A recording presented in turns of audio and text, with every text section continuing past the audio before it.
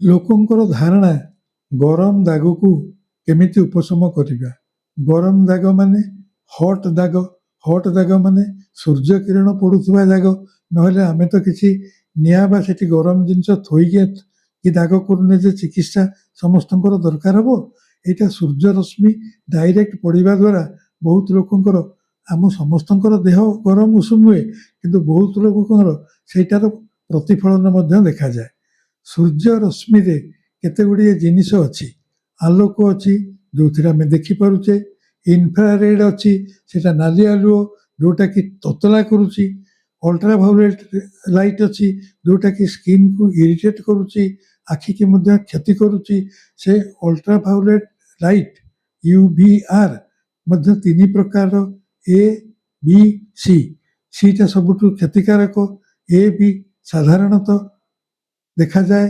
ତେଣୁକରି ଆମେମାନେ ମଧ୍ୟ ଅଲ୍ଟ୍ରାଭାয়োଲେଟ୍ ଲାଇଟ୍ଠୁ ଟିକେ ଦୂରେଇ ରହିବା। ଯେଉଁମାନଙ୍କର ଚର୍ମରେ ସୂର୍ଯ୍ୟ କିରଣ ପଡ଼ିକି ଗରମ ହେଇକି ସେ ଜାଗାକୁ ଟିକେ ଅସନ୍ତୁଳିତ କରୁଛି, ଡ୍ରାଏ ହେଉଛି, କୁଣ୍ଡେଇ ହେଉଛି, ଦାଗ ହେଉଛି, ପୋଡ଼ୁଛି ଇତ୍ୟାଦି। ଏଇ A, B ପାଇଁ ଆଜିକାଲି, C ପାଇଁ ମଧ୍ୟ ଆଜିକାଲି ବହୁତ ପ୍ରକାର ସନସ୍କ୍ରିନ୍ ମିଳିଲାଣି। ସେ ସନସ୍କ୍ରିନ୍ ଲଗେଇକି ଖରାକୁ ଗଲେ ଏଇ ଅଲ୍ଟ୍ରାଭାয়োଲେଟ୍ ଲାଇଟ୍ର ଦାଉରୁ ଆମେ ଟିକେ ରକ୍ଷା ପାଇପାରିବା। ଆମର କପଡ଼ା ପହନିକି ଗଲେ, ଫୁଲ୍ କପଡ଼ା ହାତରେ ପିନ୍ଧିକି ଗଲେ, ବେକରେ କନା ଗୁଡ଼େଇକି ଗଲେ, ରୁମାଲ ଗୁଡ଼େଇକି ଗଲେ, ଟୋପି ପିନ୍ଧିକି ଗଲେ ମଧ୍ୟ ଏହା ଦାଉରୁ ଆମେ ରକ୍ଷା ପାଇପାରିବା। ତେଣୁ ଏଇଟା ଆଜିକାଲି ବହୁତ କମନ୍। ଶୀତ ଦିନରେ ମଧ୍ୟ ଏ ଦେଖାଯାଏ।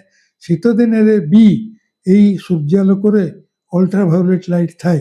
ତେଣୁ ଶୀତ ଦିନ ବୋଲି ଆମେ ରହିଯିବା ଉଚିତ ନୁହଁ।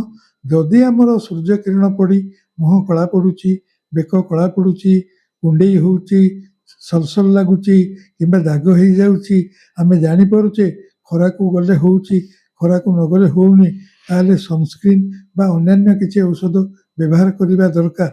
କିନ୍ତୁ ବଜାରରେ ତ ବହୁତ ପ୍ରକାରର ସନସ୍କ୍ରିନ୍ ମିଳୁଛି। କେତେ ସନସ୍କ୍ରିନ୍ ଅଛି, ଲଗେଇଲେ ଆଲର୍ଜି ବି ହେଇଯିବ, ଘା ବି ହେଇଯିବ।